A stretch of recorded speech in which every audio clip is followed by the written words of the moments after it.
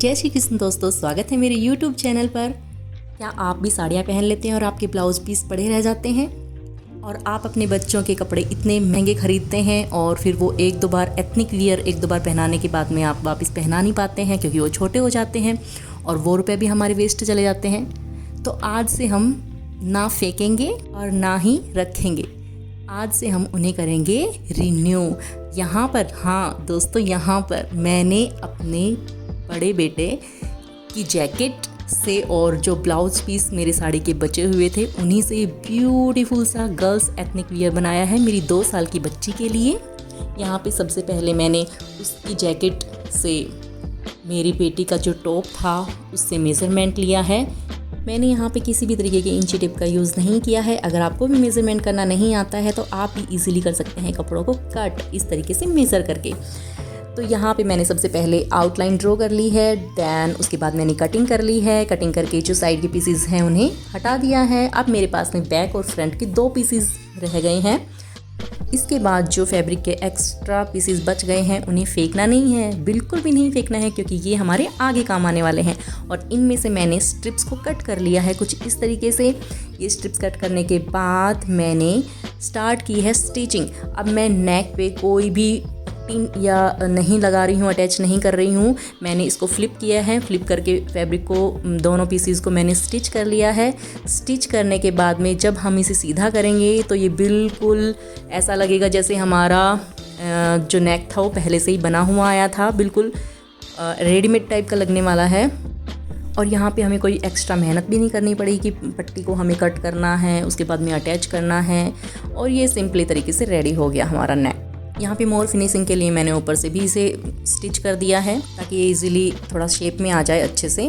और इसी तरीके से मैंने जो दूसरा पीस है यहाँ पे भी सेम तरीके से मैंने स्टिच कर लिया है फ्लिप करके। अब ये रेडी हो गया है हमारा प्रॉपरली नेक।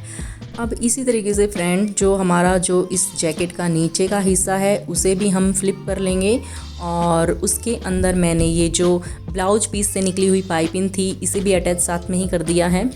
इसको भी देखो फ्लिप किया मैंने यहाँ पे। देन इसके बाद में बीच में मैंने रखी पाइपिंग रखने के बाद में मैंने यहाँ पे बिल्कुल इस तरीके से लगाई स्टिचिंग। और स्टिचिंग लगाने के बाद में ये देखो मैंने पहले ही दिखा दिया है यहाँ पे कि वो स्टिचिंग लगने के बाद में पाइपिंग आपकी किस तरीके से बाहर निकल करके आएगी।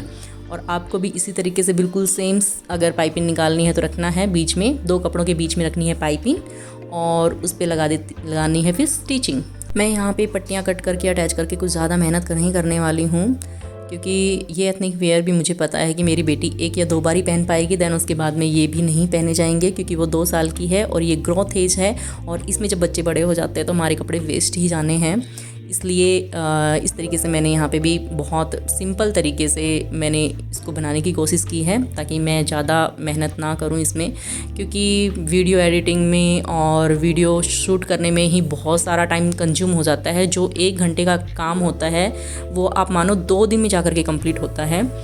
और ये जैकेट मुझे कट स्लीव बनानी है, इसलिए मैंने जो साइड की स्लीव्स थी उन्हें भी फ्लिप किया और देन उसके बाद में स्टिच कर लिया। और इसे भी उसी तरीके से मैं बिल्कुल फिनिशिंग देने वाली हूँ।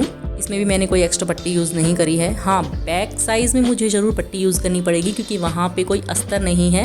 ये अस्तर का फ़ायदा होता है दोस्तों, अगर आपके पास में कोई ऐसे कपड़े हैं जिनमें अस्तर होता है तो उनमें आपको एक्स्ट्रा पट्टी ऐड करने की ज़रूरत नहीं पड़ती है। आप बस सिलाई करो और उसको सीधा कर दो, वो बिल्कुल ईजी तरीका होता है। इस तरीके से हमारी यहाँ पे ये जैकेट रेडी हो चुकी है। अब ये जो बैक पार्ट है मुझे यहाँ पे पट्टियाँ ऐड करनी पड़ेंगी और ये पट्टी मेरे पास में कोई एक्स्ट्रा फैब्रिक नहीं था। ये जो मेरे बच्चे की जैकेट थी उसकी जो कॉलर थी उसी में से मैंने पट्टियाँ निकाली हैं और इस तरीके से मैंने गले पे लगा ली है पट्टी।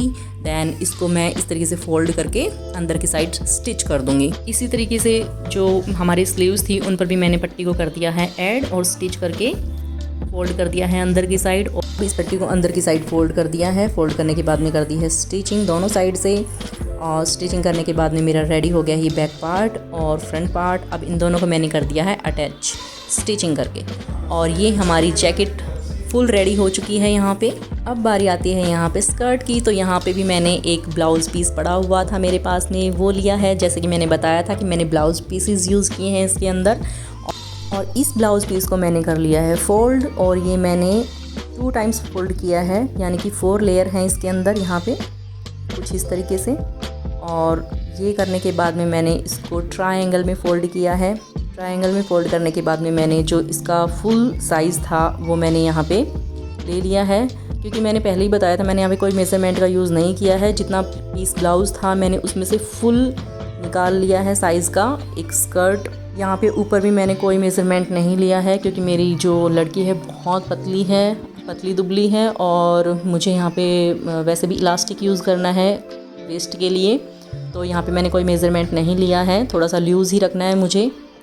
और यहाँ पे जो स्ट्रिप दिखाई दे रही है, जो पाइपिंग का टुकड़ा है, इसी से मैंने मेज़र किया है मेरे बच्चे की नीचे बॉटम की हाइट।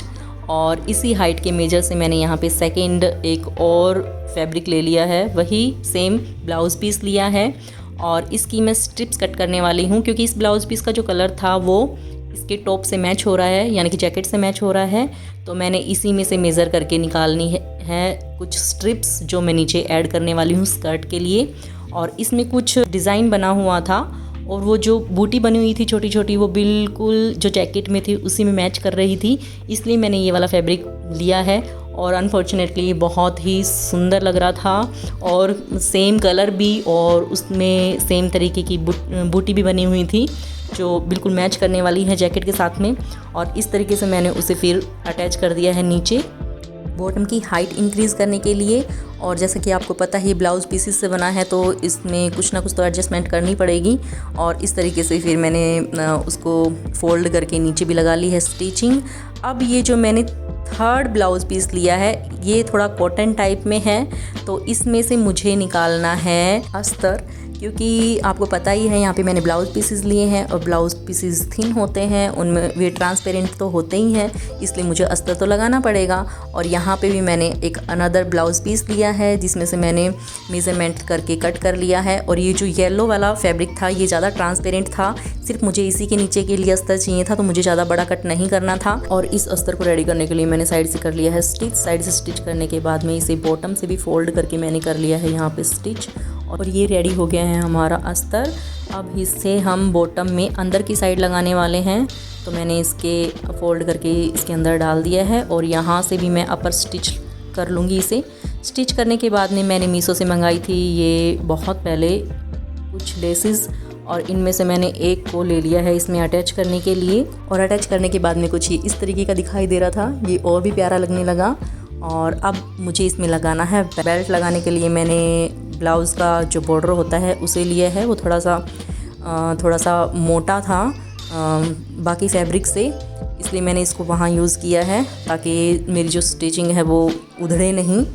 और यहाँ पे मैंने उसको इस तरीके से कर लिया है अटैच। अब इसे हम यहाँ पे अंदर की साइड फोल्ड करके इस तरीके से स्टिच कर लेंगे। स्टिच करने के बाद हम यहाँ पे ये जो इलास्टिक है इसका यूज़ कर रहे हैं वेस्ट बेल्ट में डालने के लिए, और इसमें मैं पिन का यूज़ कर रही हूँ। और उसे कुछ इस तरीके से धीरे धीरे मैंने बेल्ट में डाल दिया है। दोस्तों मैंने यहाँ पे हर एक स्टेप दिखाने की कोशिश की है। अगर आपको स्टिचिंग नहीं आती है तो आप इजीली स्टिच कर सकते हैं। तो इस तरीके से मैंने उस बेल्ट को भी कर लिया है यहाँ पे अटैच, और उसे कर दिया है इसे एडजस्ट। और एडजस्ट करने के बाद में ये मेरा स्कर्ट कुछ इस तरीके की दिखाई दे रहा था। बेल्ट रेडी करने के बाद में बारी आती है यहाँ पे लटकन की, और उसके लिए मैंने यहाँ पे ब्लाउज पीस में से ही 2 स्ट्रिप्स निकाल ली हैं जिन्हें मैं अटैच करके बनाने वाली हूँ। इस तरीके से फोल्ड करके लटकन के लिए डोरी, और ये डोरी हमारी रेडी हो गई है। फिर इसे भी हमें पिन की हेल्प से इस बेल्ट के अंदर डाल लेना है। फिर इसके बाद में ये 2 ब्यूटीफुल सी मैंने यहाँ पे लटकन बनाई हैं और उसे अटैच कर दिया है डोरी से यहाँ पे बिटिया रानी जैसा सुंदर सा फ्लावर मैंने ऐड कर दिया है कुर्ती में। और यहाँ पे है फाइनल लुक इस ड्रेस का। आई होप आपको सबको पसंद आई हो। अगर पसंद आई है तो लाइक शेयर एंड सब्सक्राइब करना मत भूलिएगा। Bye, take care.